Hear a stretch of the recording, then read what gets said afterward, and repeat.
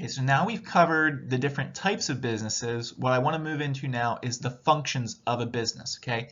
Every single business has four main functions, okay, or things that need to be going on within that business to be successful. So the first one, production and procurement, and we're going to be taking a look at these four functions in the upcoming slides. Marketing, management, and then finance and accounting, okay? So each function can be done a little bit differently company to company. There's no set rule in how you have to go about marketing your product or managing your company, okay? It can differ from company to company, but all successful companies do each function well. They do it in their own way, and because of that, they have a greater shot of becoming successful. I also want to make it clear that a business can have a great product, okay? You could have something that's revolutionary, everybody wants to buy it, but if you don't have all four of these functions going within your business and you're doing them well, your business ultimately is not going to be successful. These are the things that sort of happen in the background, okay? These are the things that people take for granted, but it's very important to have all four functions in place and operating well in order to be a successful business, okay? I can't understate that enough. So the first function is production and procurement, okay? Production is the process of creating, growing, manufacturing, or improving a product, okay? This is where we actually make the thing that we're going to be selling. We're producing it, okay? So an example, that's a farmer, they're out in their fields, they're growing corn. That's the production function of that farmer's business, okay? They're growing something in this particular instance, okay? Ford, the car company, welding car frames together. If we've ever seen some of the videos of the gigantic car manufacturing facilities, and the cars are going down the assembly line, there's people working on this and working on that, putting the cars together. That's an example of the production function, okay, of a business. Okay, so procurement is a little bit different. It involves buying materials and supplies to produce a product, okay? So let's use our first two examples.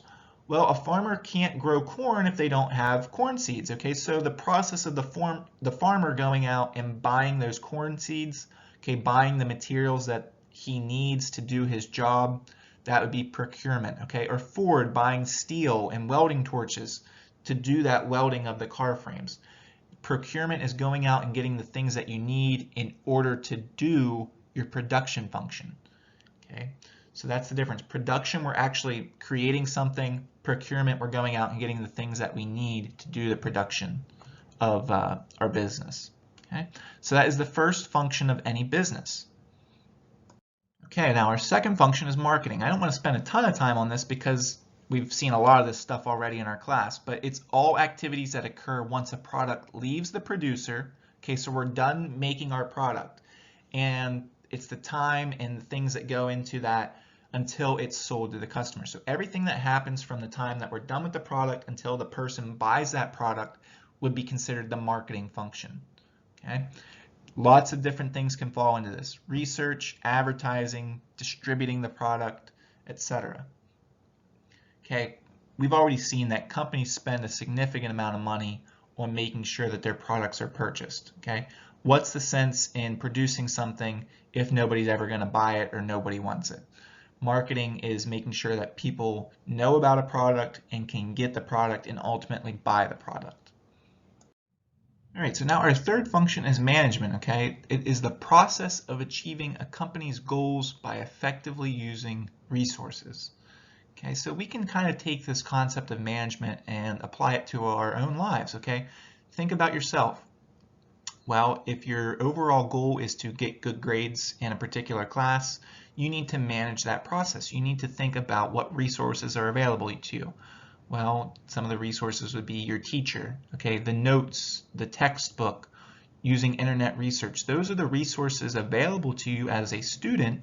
It's up to you to use those resources in a way that allows you to achieve what your end goal is. The same concept applies to a business.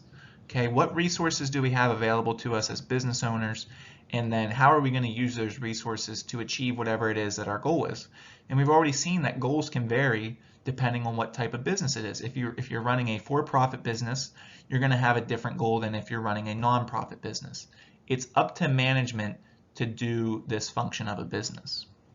Okay, one of the things that management is responsible for is establishing a company's culture, okay? The overall views and principles of that particular company. Different companies have different cultures, okay? They have different views of things, they have different principles.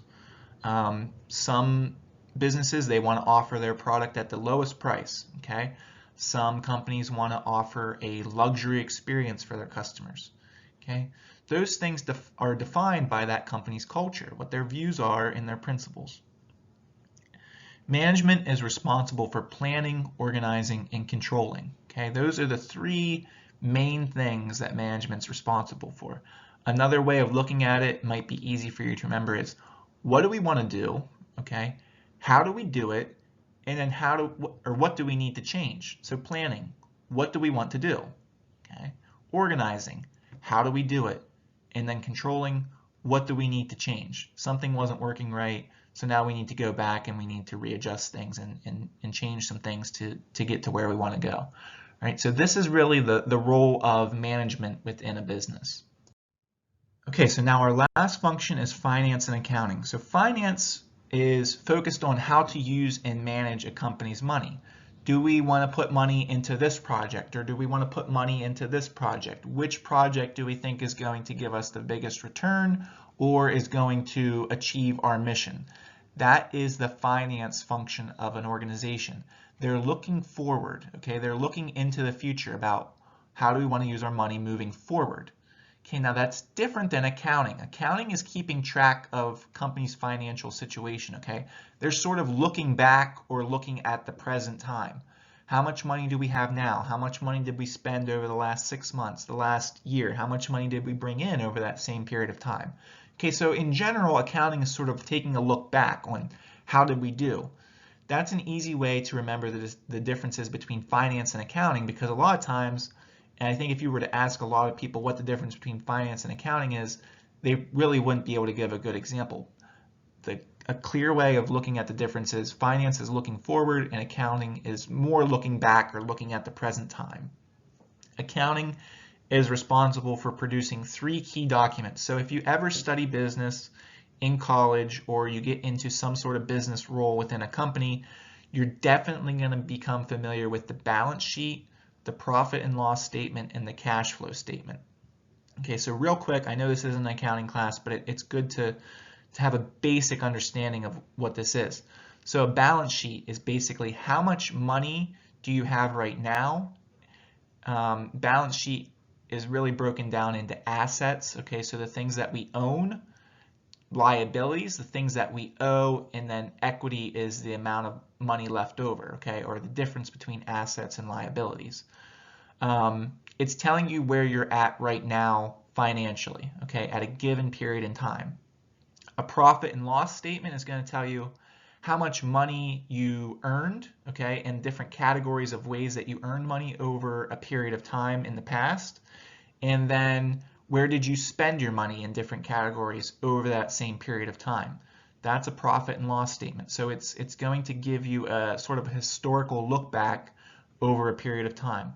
And a cash flow statement is going to say how much cash, and when we say cash, we're talking about money. Okay, we're not talking about the equipment that our business owns.